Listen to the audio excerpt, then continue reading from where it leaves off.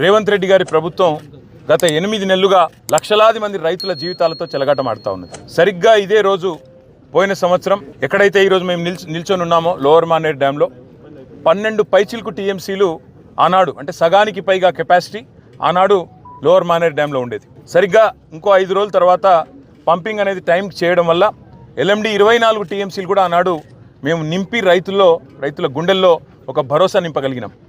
కానీ ఈ సంవత్సరం ఇప్పుడే అధికారులతో మాట్లాడుతూ ఉంటే అధికారులు స్పష్టంగా చెప్తా ఉన్నారు, ఇప్పటికి 45% తక్కువ వర్షపాతం నమోదైంది ఈ సంవత్సరం. భవిష్యత్తులో సెప్టెంబర్ మాసం దాకా వర్షాలు కురిసే అవకాశం ఉన్నా దానికి గ్యారంటీ లేదు. కాబట్టి పంపింగ్ అనేది ఇంకా మేము నిర్ణయం తీసుకోలేదు అని అధికారులు చెప్తా ఉన్నారు. ఇవాళ అక్కడ లక్షల క్యూసెక్కుల నీళ్లు కిందికి పోతా ఉన్నాయి ప్రతిరోజు కిందికి గోదావరి నదిలో. మేము అందుకే మా పార్టీ యొక్క శాసనసభ్యులు, శాసన మండలి సభ్యుల ఒక బృందం ఈరోజు అసెంబ్లీ సమావేశాలు ఉన్నప్పటికీ అందరం బయలుదేరి ఇక్కడికి వచ్చి ఇక్కడ ఎండిపోతున్న లోవర్ మానేర్ డ్యాము, దానిపైన ఉన్న మిడ్ మానేర్ డ్యాము, ఆ పైన ఉన్న ఎస్ఆర్ఎస్పి, అదేవిధంగా ఫ్లడ్ ఫ్లో కెనాల్ మీద ఉన్న వేలాది మోటార్లు, ఇవన్నీ కూడా మరి చూడడానికి, అదేవిధంగా ప్రభుత్వాన్ని డిమాండ్ చేయడానికి రంగనాయక సాగర్ కానీ, మల్లన్న సాగర్ కానీ, కొండపోచమ్మ సాగర్ కానీ, అన్నపూర్ణ రిజర్వాయర్ కానీ వీటన్నిటినీ నింపినట్టయితే రైతుల్లో ఒక భరోసా నింపినట్టయితుంది. సాగునీటి విషయంలో ఒక పూర్తి స్థాయి స్పష్టత రైతులకు వస్తుందనే ఉద్దేశంతో మేము ఈ కాళేశ్వరం సిస్టంలోని రిజర్వాయర్లు, అదేవిధంగా పంప్ హౌజులు వాటి సందర్శనకు బయలుదేరి రాష్ట్ర ప్రభుత్వ దృష్టికి ముఖ్యంగా తీసుకొని ఒక్క విషయం రాదలిచినాం. రైతులు ఆందోళన చెందుతూ ఉన్నారు.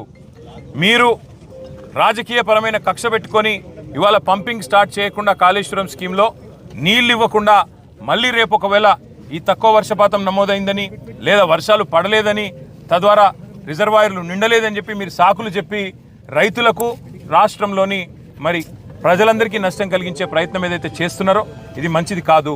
ఇవాళ కన్నెపల్లి దగ్గర బ్రహ్మాండంగా మీరు పంపు ఆన్ చేస్తే ఈ అన్ని రిజర్వాయర్లు కూడా పైన 90 టీఎంసీలలో ఈరోజు కేవలం అక్కడ 23-24 టీఎంసీలు ఉంది శ్రీరామ్ సాగర్లో అని చెప్తున్నారు. తర్వాత మిడ్ మానేర్లో 5 టీఎంసీలు ఉన్నది, ఎల్ఎండిలో 5 టీఎంసీలు, అంటే 140 టీఎంసీలకు గాను ఈరోజు కేవలం మనకు 35 టీఎంసీలు కూడా నిండి లేదు. ఇంకా పెద్ద ఎత్తున పంపింగ్ చేసుకునే అవకాశం, వెసులుబాటు ఉంది.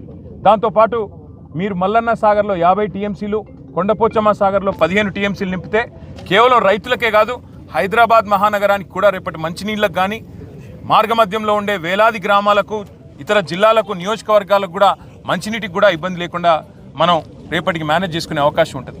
ఇవన్నిటినీ పక్కన పెట్టి రాజకీయపరమైన కక్ష, కేసీఆర్ గారిని బద్నాం చేయాలని చెప్పి మీరు 8 నెలలుగా చేసిన ప్రయత్నం అందరికి కనబడతానే ఉంది. మేడిపండు అయిపోయిందని, మేడిగడ్డ ఏదో కొట్టుకపోతుందని, లక్షల కోట్లు కొట్టుకపోయినాయని మీరు చేసిన ప్రచారాలన్నీ ఉత్తివే అని చెప్పి స్పష్టంగా తేలిపోయింది. ఇవాళ మా శాసనసభ్యుల బృందం, మా శాసన మండలి సభ్యుల బృందం మేమందరం కూడా క్షేత్రస్థాయి పరిశీలనకు వచ్చి ఎండుతున్న రిజర్వాయర్లు, మండుతున్న రైతుల గుండెలు ఇవన్నీ శాసనసభ సమావేశాల్లోనే మీ దృష్టికి తేవాలన్న ఉద్దేశంతోనే మా పార్టీ అధినాయకులు కేసీఆర్ గారి ఆదేశం మేరకు, గంగుల కమలాకర్ గారి సూచన మేరకు మేమందరం కూడా రావడం జరిగింది. తప్పకుండా రైతుల పక్షాన రాష్ట్ర ప్రభుత్వాన్ని శాసనసభ సమావేశాల్లోనే నిలదీస్తాం, అడుగుతాం. ఎందుకు పంపింగ్ చేయడం లేదు? ఇవాళ దాదాపు 10 లక్షల క్యూసెక్కుల నీళ్లను తట్టుకొని, వరదను తట్టుకొని మేడిగడ్డ బ్రహ్మాండంగా టీవీగా నిలబడి ఉంది.